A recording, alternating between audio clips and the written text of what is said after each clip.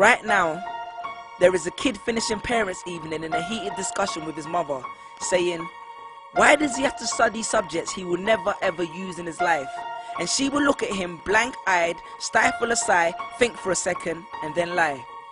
She'll say something along the lines of, you know, to get a good job you need a good degree, and these subjects will help you get a good degree. We never had this opportunity when I was younger. And he will reply, but you were young a long time ago, weren't you, Mum? And she won't respond, although what he implies makes perfect sense, that society's needs would have changed since she was 16. But she will ignore him, grip his hand more sternly, then drag him to the car. But what she doesn't know is that she didn't ignore him just to shut him up.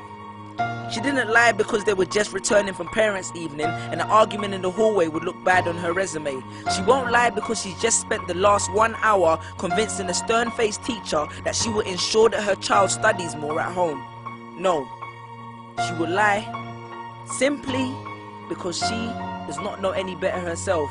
Although her whole adult life she has never used or applied Pythagoras' theorem, pathetic fallacy, and still does not know the value of x, she will rely on society to tell her that her child, who has one of the sharpest minds in the school, is hyperactive, unfocused, easily distracted, and wayward. Students, how many equations, subjects, and dates did you memorize just before an exam never to use again? How many A grades did you get which were never asked for when you applied for a job?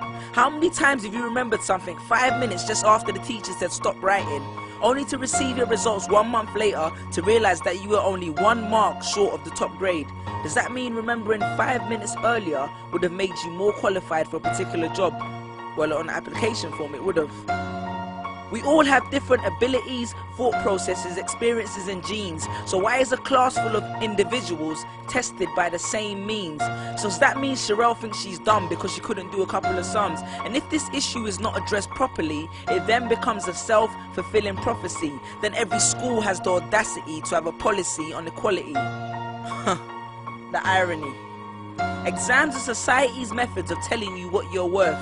But you can't let society tell you what you are, because it's the same society that tells you that abortion is wrong but then looks down on teenage parents. The same society that sells products to promote natural hair, looks and smooth complexion, with the model on the box half photoshopped and has fake lashes and hair extensions, with pastors that preach charity but own private jets, imams that preach against greed but are all fat, parents that say they want educated kids but constantly marvel at how rich Richard Branson is, governments that preach peace but endorse wars, that say they believe so much in the importance of higher education and further learning, then why increase tuition fees every single year?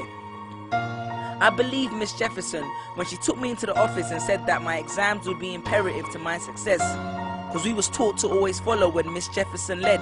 But then I took Jefferson out of the equation and learned to think for myself. I realized we was taught to always follow when Miss led. The irony.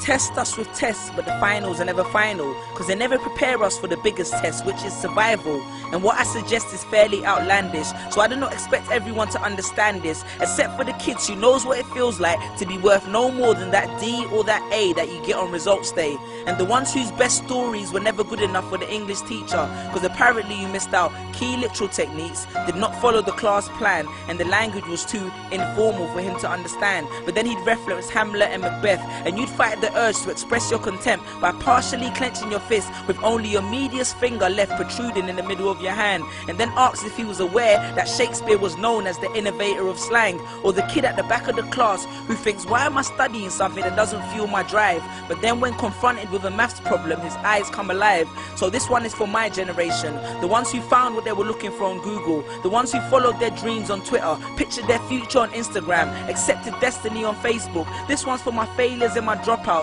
for my unemployed graduates, my shop assistants, cleaners and cashiers with bigger dreams, my self-employed entrepreneurs, my world changers and my dream chasers, because the purpose of why I hate school but love education was not to initiate a worldwide debate, but to let them know that whether 72 or 88, 44 or 68, we will not let exam results decide our fate.